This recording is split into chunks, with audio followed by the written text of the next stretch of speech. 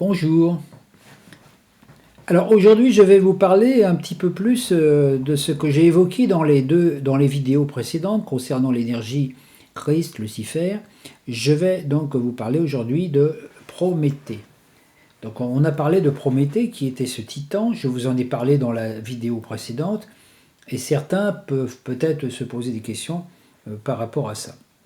Donc c'est intéressant de comprendre ce que signifie cette force de Prométhée, et pourquoi le mythe grec, mieux que toute autre chose, exprime une réalité à travers se trouve confronté chacun d'entre nous, chaque âme qui veut prendre le chemin du retour. Hein. À travers les mythes, ils sont toujours exprimées des vérités qui expliquent l'épopée de notre psychisme. Et c'est dans ce sens qu'il résonne dans l'inconscient collectif. Le mythe de Prométhée est donc intérieur. Comme je vous avais parlé aussi donc en astrologie des 12 travaux d'Hercule, ben là je vais vous parler du mythe de Prométhée parce que la mythologie est très très révélatrice et instructrice par rapport à notre conscience. Donc comprendre mieux le rythme de Prométhée permet aussi d'avancer sur ce chemin de l'alchimie. Donc que signifie donc l'énergie de Prométhée? Lorsque notre vision n'est pas tournée uniquement vers le soleil, lorsque notre aspiration n'est pas celle de retrouver partout et de voir en tout le vivant, la substance sacrée, dont tout l'univers dans sa trame est tissé, lorsque la pensée ne se satisfait plus de cette unique et essentielle vision, une force intervient dans le corps de lumière vibrant autour du divin. Voilà. Cette force, née de ce désir de connaître autre chose que Dieu, a créé des corps qui, bien entendu, appartenaient aussi à Dieu, puisqu'il est en tout, mais qui ne le reconnaissaient plus, qui vivaient une vie indépendante de la vie divine, qui voulaient vivre pour regarder la matière, et non uniquement pour servir le Seigneur dans toutes ses demeures. C'est ce qu'on retrouve sous une autre imagerie dans le mythe d'Adam et Ève qui ont été tentés par l'énergie de Lucifer. Lucifer Prométhée a donc donné le feu vital qu'il a donné aux hommes qui, dans cette filiation qui n'était plus divine, ont véritablement, par ce feu des désirs, des peurs, des émotions, des égos, créé une entité psychique en eux dans laquelle la vie divine a été emprisonnée. C'est la raison pour laquelle, notre conscience étant enfermée dans une fausse réalité, nous n'avons pas pu continuer à vivre en Éden, dans le paradis, dans cette vibration où tout était unifié. Si, dans l'inconscient collectif, la force contraire a été nommée Satan, c'est beaucoup plus Prométhée qui en a été le géniteur que Lucifer. Satan et Shaitan veut dire celui qui résiste, celui qui se révolte, celui qui se croit seul maître à bord de la nef du vaisseau Terre.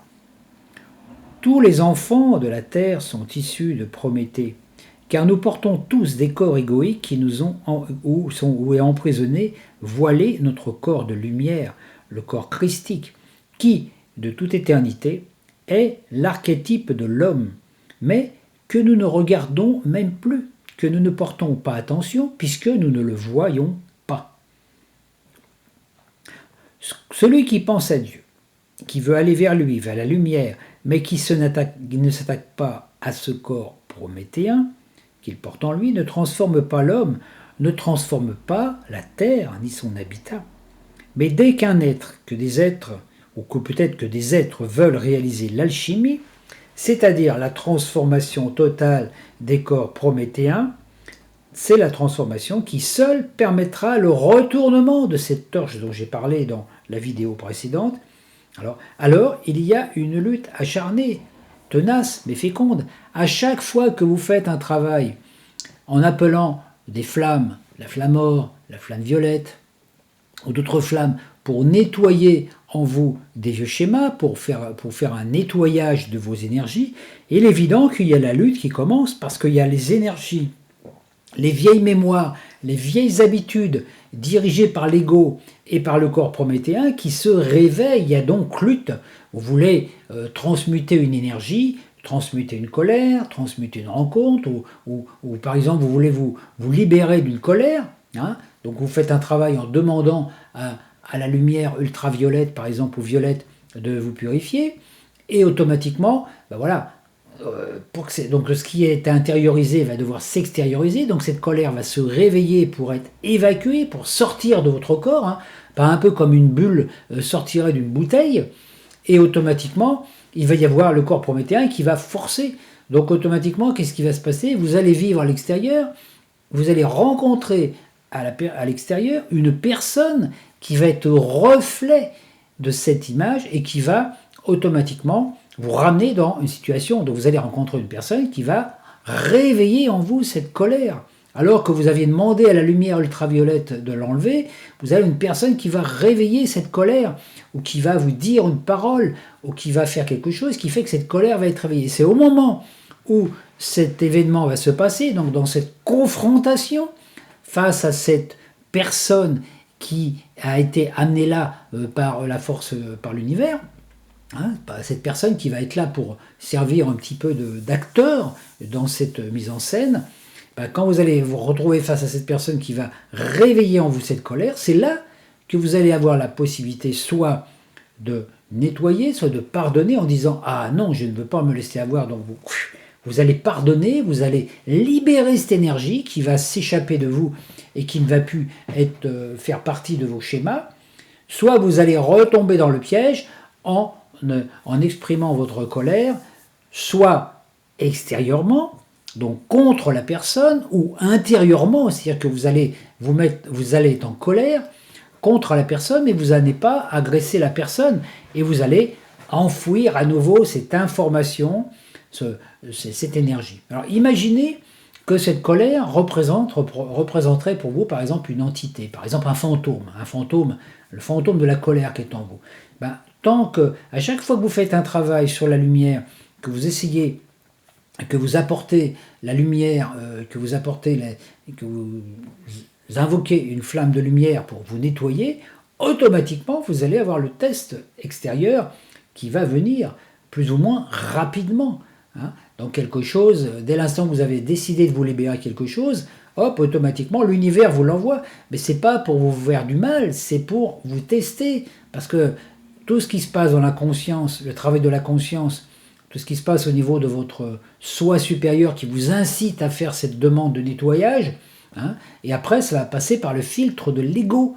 Et l'ego, tant que l'ego dirige votre corps, votre personnalité et votre être, et bien automatiquement, il va y avoir un conflit, une lutte, c'est-à-dire une difficulté. Alors, c'est intéressant de voir, par la suite, avec le temps, hein, voilà, et donc il faut refaire sans arrêt le travail, jusqu'au jour où vous avez libéré cette colère, cette énergie, où cette entité, ce fantôme de colère, ne vient plus vous habiter parce que vous ne lui donnez plus de nourriture, vous ne lui donnez plus d'attention. Pour vous, il n'existe plus.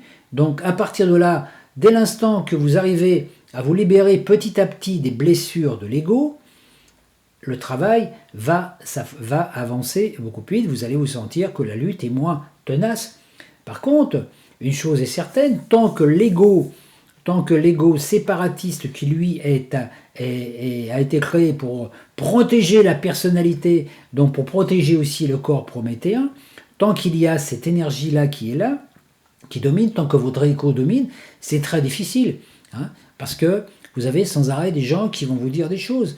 Donc, vous voyez par exemple, à chaque fois qu'une personne vous dit quelque chose qui va réveiller en vous une vieille mémoire, une cicatrice émotionnelle, une blessure d'enfance, un traumatisme qui viennent de cette vie ou d'une autre vie, quelque chose qui va vous déranger intérieurement, qui ne va pas vous plaire, hein, votre ego va réagir. Et automatiquement, votre ego va dire « Oh là là, cette personne, elle est mauvaise, elle m'a fait du mal, elle m'a dit quelque chose qui m'a fait du mal, etc. » Donc vous allez lutter contre la personne extérieure qui a réveillé en vous cette blessure. Ça, c'est une possibilité, tant que vous êtes pris par l'ego. À partir de là, c'est un gros travail à faire. Vous avez aussi une autre possibilité, c'est que si à chaque fois faire un travail intérieur pour déloger cet ego, pour que ce ne soit plus l'ego prométhéen non plus qui maîtrise votre corps et qui est devenu maître de votre mental, de vos émotions, donc de votre corps astral et de votre corps éthérique et donc de votre corps physique, hein, donc le corps égoïque.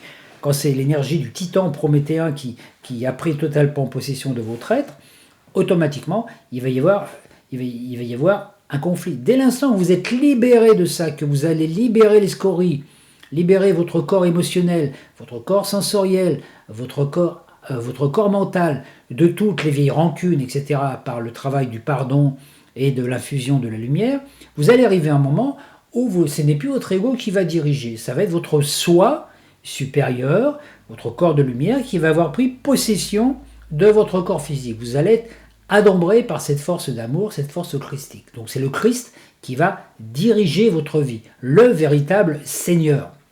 Et non plus le Seigneur du karma, qui est justement cette énergie prométhéenne. À partir de là, vous allez pouvoir ne plus avoir de blessures, puisque vous n'aurez plus d'amour propre. L'amour propre, c'est quelque chose qui est lié à l'ego. Hein, quelqu'un va vous dire quelque chose, alors vous êtes susceptible, vous allez réagir, ça ne me plaît pas, etc. Tatati, tatata, ou vouloir lutter contre soi, vouloir lutter contre les autres, hein, ou toujours dire c'est la faute d'un tel, etc. Alors que quand vous avez une personne qui va vous dire quelque chose, par exemple, qui va réveiller en vous peut-être un traumatisme, une colère ou un truc qui n'a pas été nettoyé, parce qu'on en a des trucs en nous, hein, des couches et des couches.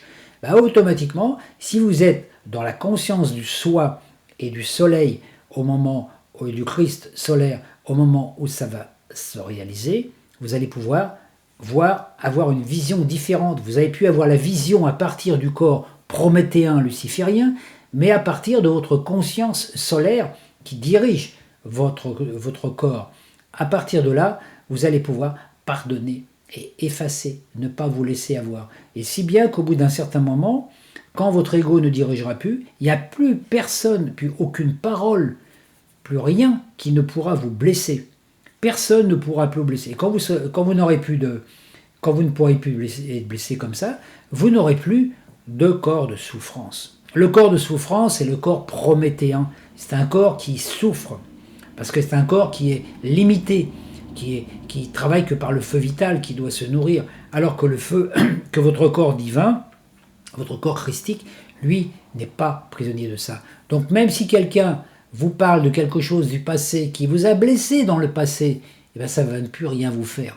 Et ça a un avantage, c'est que vous pouvez même, à des moments, reparler des choses que vous avez vécues dans le passé, des offenses, des machins, etc., que vous avez vécues, parce que ça fait partie de votre histoire. L'histoire, vous ne pouvez pas l'enlever. Vous avez vécu des offenses, vous avez peut-être été maltraité par des gens, insulté, etc. Voilà, l'histoire, la mémoire est là, mais ça ne vous fait absolument plus rien. Il n'y a plus aucune réaction, ni émotionnelle, ni mentale, ni physique. Vous êtes libéré de cela, ça fait partie, ok.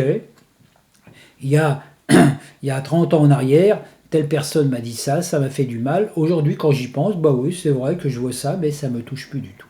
Et c'est là qu'on voit la libération. Donc plus vous travaillez à faire infuser la lumière en vous, par l'intermédiaire de l'appel de l'énergie christique, de la flamme or ou de la flamme violette, etc., plus il y a cette lutte.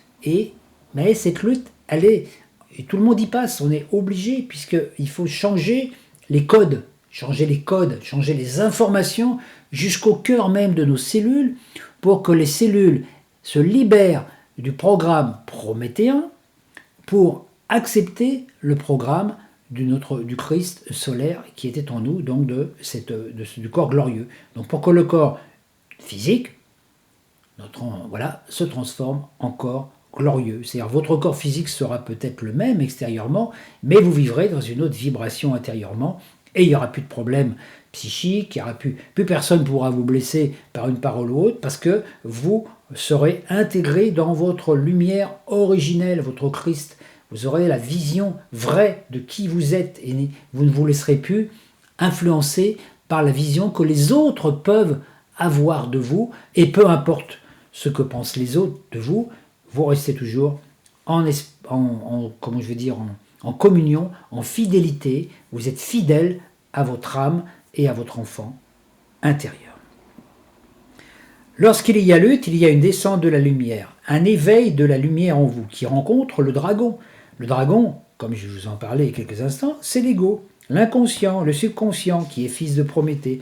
C'est pour ça, jusqu'à ce que la mère divine, la lumière de merveille et de joie ne nous revête de la tunique de lumière, il y aura en nous cette lutte entre Prométhée qui veut avoir et Christ qui veut être.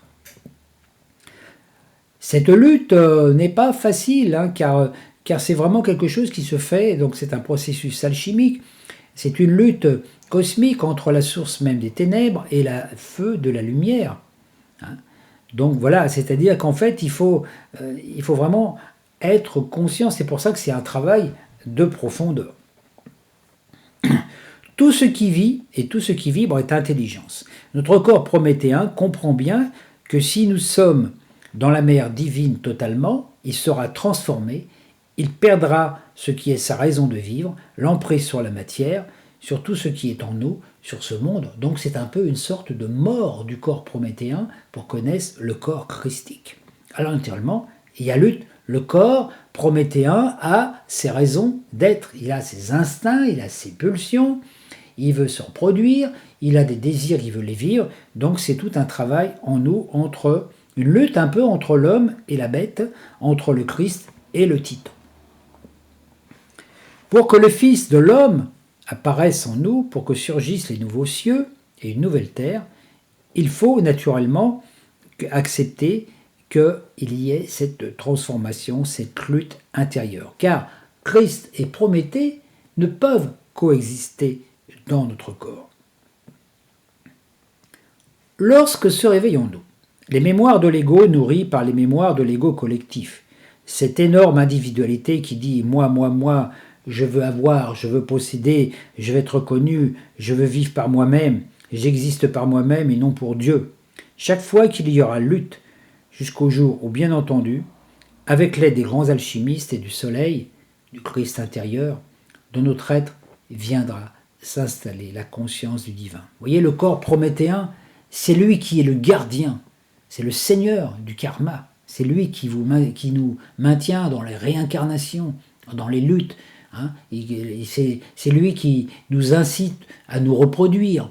Hein, dire, tiens, il faut que je fasse des enfants, il faut que je fasse une famille. Voilà, parce qu'on fait des enfants, parce qu'on sait que ces enfants vont faire des enfants, etc., qui permettront à l'humanité prométhéenne de continuer à vivre sur la Terre, et ça nous donne un peu des véhicules pour nos prochaines incarnations, puisque nous donnons la vie à des formes qui nous permettront un jour de revenir. Hein. Donc il y a tout ça. Il s'agit bien, voilà, de tout ce travail. Et donc en nous, c'est une lutte entre la conscience humaine prométhéenne contre la conscience divine et christique. Contre la conscience que nous ne sommes que le vivant est partout, en tout, et que nous sommes une parcelle de son amour, de sa sagesse et de son pouvoir. Quand vous ressentez que le vivant est partout, en vous et autour de vous, sous forme d'une onde vibratoire d'amour qui traverse votre corps, qui traverse la terre, qui traverse les murs, tous les objets, le ciel, les étoiles, partout, quand vous sentez cette vibration d'amour en vous, hein, qui est une vibration qu'on ressent parfois quand on a un orgasme sexuel. Vous voyez, cet orgasme, cet amour de la vie, cette joie de vivre, cet amour que en nous, que seul peut ressentir en nous la partie qu'on appelle l'enfant intérieur, ben là, on est dans l'unité. Donc on ne peut plus voir le mal, on se réjouit, vous voyez, on perçoit la vie autrement. On voit le beau, alors que la plupart des humains qui nous entourent ne le voient pas. Vous voyez, hein, comme dans cette époque, par exemple, actuellement, où je fais cette vidéo, c'est Noël. Ben, quand on voit les gens, ils vont dans des marchés de Noël, ils vont partout. Ben voilà, c'est quoi ? C'est la nourriture, l'achat de choses, l'achat de le matérialisme, etc. Mais qui ressent en lui cette magie de Noël qui est là, cette capacité de ce nouveau soleil qui va naître en nous, cette énergie qui est en train d'émerger en nous en cette fin d'année pour nous permettre de continuer à vivre, hein, cette belle énergie. Qui ressent en lui cette magie de Noël, cette joie, joie d'être présent, Le meilleur présent, le meilleur cadeau que l'on puisse faire à quelqu'un dans l'époque de Noël, c'est d'être présent, soi-même le cadeau, le présent. J'arrive dans une pièce, je suis un cadeau pour là parce que j'apporte une belle énergie et c'est le plus beau cadeau que l'on peut faire aux êtres humains, c'est de leur apporter notre amour, notre joie de vivre et notre enthousiasme. Ce n'est pas notre volonté qui peut transformer Prométhée, car celui qui transforme Prométhée, c'est l'énergie christique. La seule et unique clé est de nous ouvrir à cette force christique, à l'amour de la Mère divine et au pouvoir du Père d'affirmer et de créer en nous cette allégeance totale. Il ne faut pas rester passif. Les grands alchimistes envoient des rayonnements qui transforment en vous ce corps prométhéen sur lequel nous, dans lequel nous sommes, notre âme est un petit peu emprisonnée, d'accord ? Ce corps qui a été créé depuis des millénaires et qui vit et qui vivre dans chacun de nous ne peut pas être transformé par la volonté, mais par une vibration plus haute à laquelle nous devons nous ouvrir. C'est cela, l'alchimie. Il ne faut donc pas avoir de remords pour les rechutes, les signes qui montrent que vit encore en vous la force prométhéenne. Chaque rechute doit au contraire vous donner l'énergie pour faire tourner votre regard vers le Christ, vers la Mère divine, et ainsi participer et aider les grands alchimistes à monter vos vibrations. Lorsqu'il y a en nous une lutte, une réaction égoïque, il faut toujours chercher quelle résonance prométhéenne l'a provoquée. Cela est très important, car à ce moment-là, le dragon a un nom et nous pouvons mieux lutter et créer, affirmer en nous ce qui peut en être l'antidote. Alors vous voyez, cette lutte prométhéenne, on la retrouve aussi dans le signe du zodiaque, par le signe du Scorpion, où Hercule, dans son 8e travail, doit combattre l'hydre de Lerne. L'hydre de Lerne, c'est justement cette énergie animale prométhéenne en nous, qui, donc, c'est le seigneur du karma. Donc les gens qui naissent sous le signe du Scorpion ont un travail très fort à faire au niveau de leurs cellules pour se libérer de cette force prométhéenne qui est très active parce qu'ils ont choisi dans cette incarnation d'oser affronter le dragon, l'hydre qui est en eux.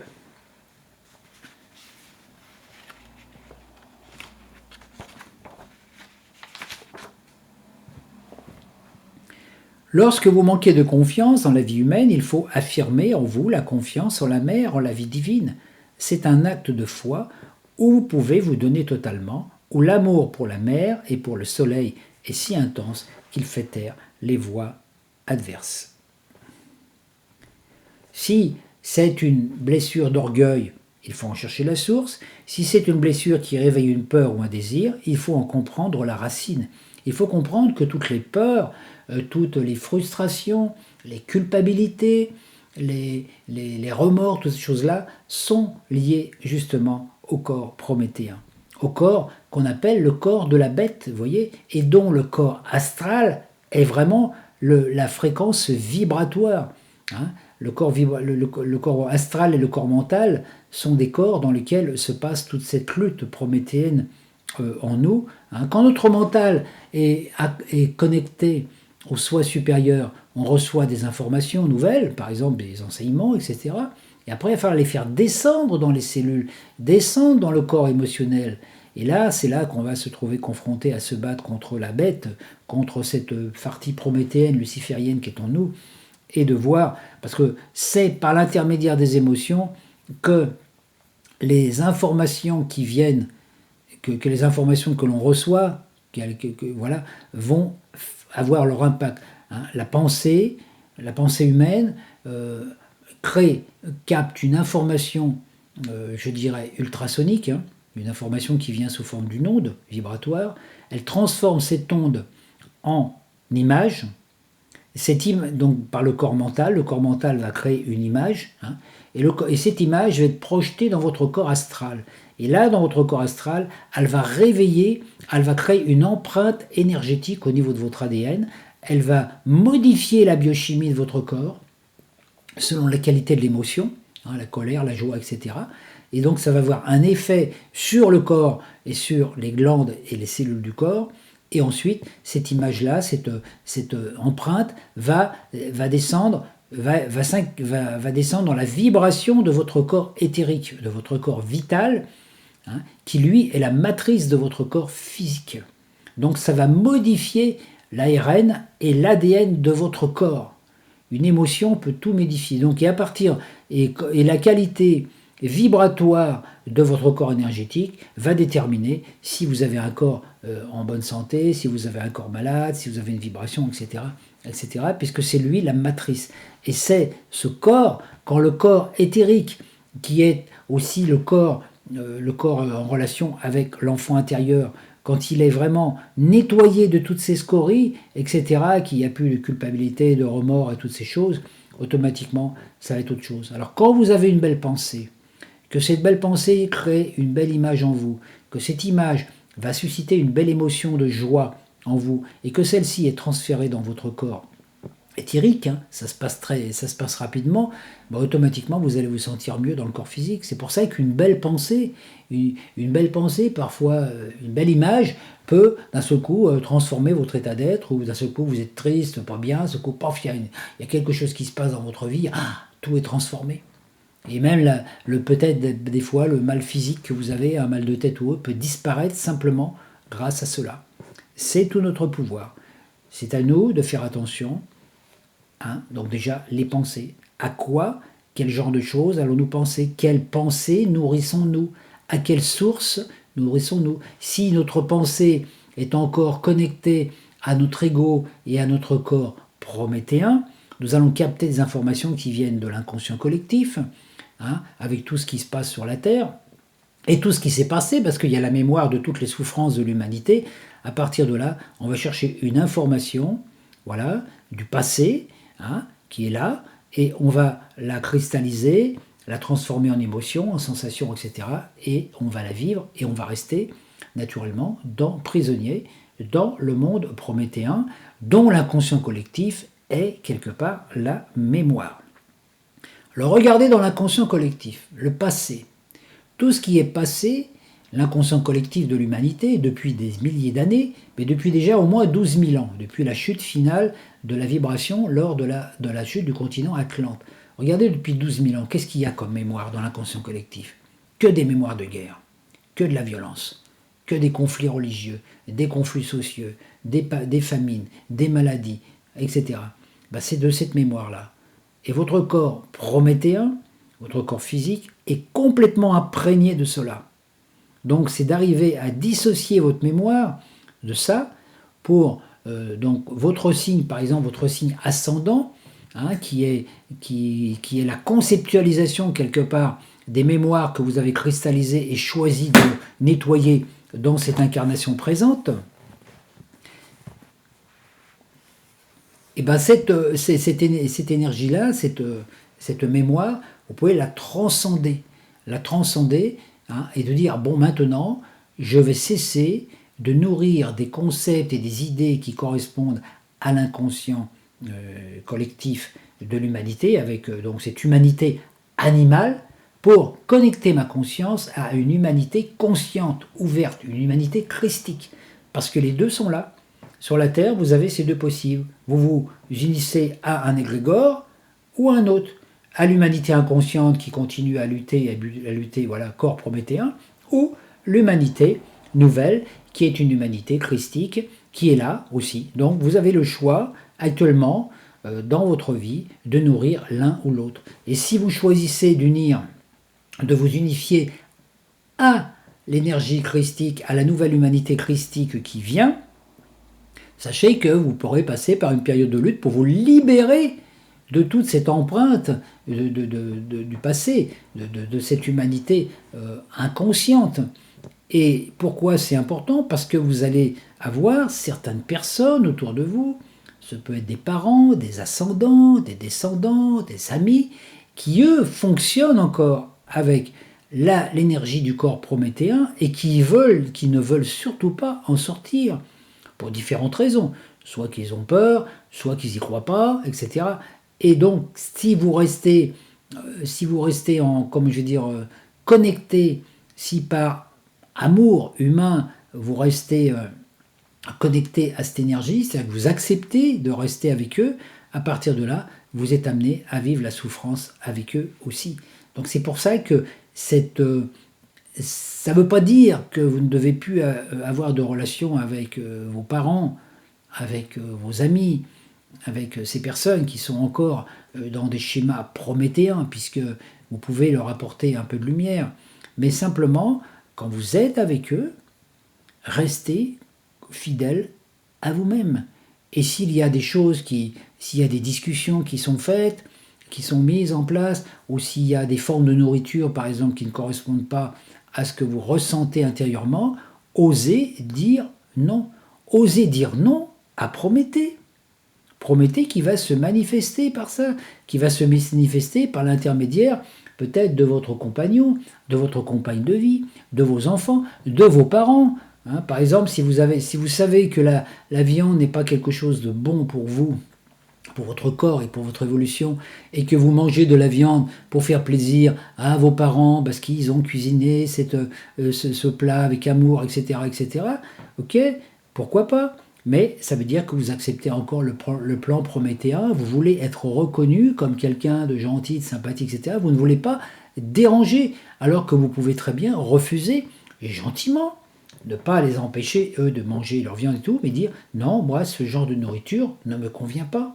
C'est savoir dire oui à la force divine et savoir dire non à l'énergie prométhéenne qui se manifeste par les gens qui vous entourent, les gens qui sont les plus près de vous, qui eux vont tenter de vous ramener ou de vous maintenir dans l'ancien monde. Alors ça ne veut pas dire, comme je dis, qu'il faut les quitter ou ne plus les voir, mais restez fidèle à vous-même, restez fidèle à votre âme qui, elle, s'est donnée à cette énergie christique.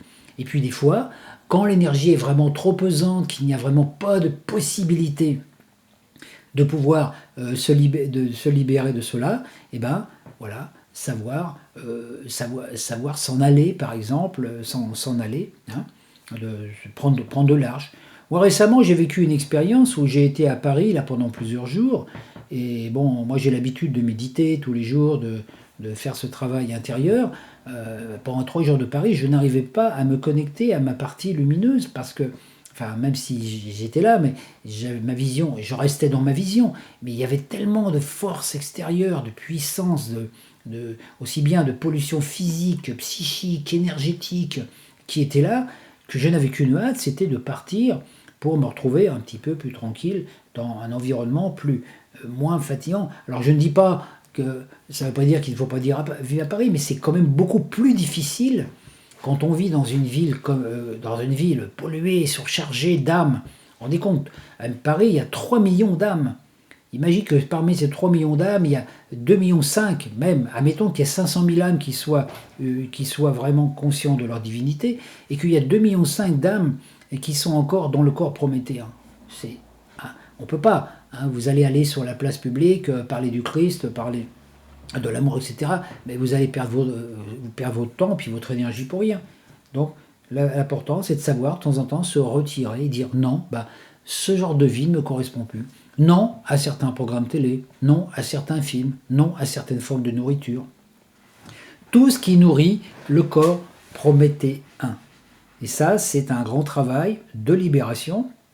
Alors si vous voyez un petit peu tous ces films qu'on voit, où on voit des chevaliers de lumière qui se battent contre un dragon, etc., et que c'est pas toujours facile, on voit que se bat contre la bête, et bien sachez que dans votre vie, c'est exactement la même chose. Par le dragon, il se cache parfois sous des apparences plus ou moins trompeuses, plus ou moins sympathiques aussi des fois, mais le dragon, il est toujours là. Donc il faut faire attention à ne pas se laisser piéger par ça, et de voir que la vie sur Terre, c'est vraiment le combat d'un chevalier de lumière contre ces forces de l'ombre qui sont là, qui ont leur raison d'être, parce que c'est elles qui ont créé ce monde. Donc il faut arriver à s'extraire de ce monde pour pouvoir vivre dans la lumière tout en étant dans ce monde.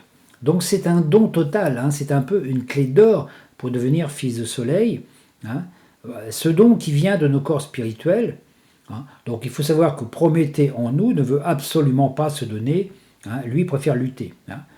Plus on sera à l'écoute de nos corps spirituels, plus moins comment je veux dire, nous embêtera. Voilà. Donc c'est une grande victoire. Donc voilà, c'est un peu ça.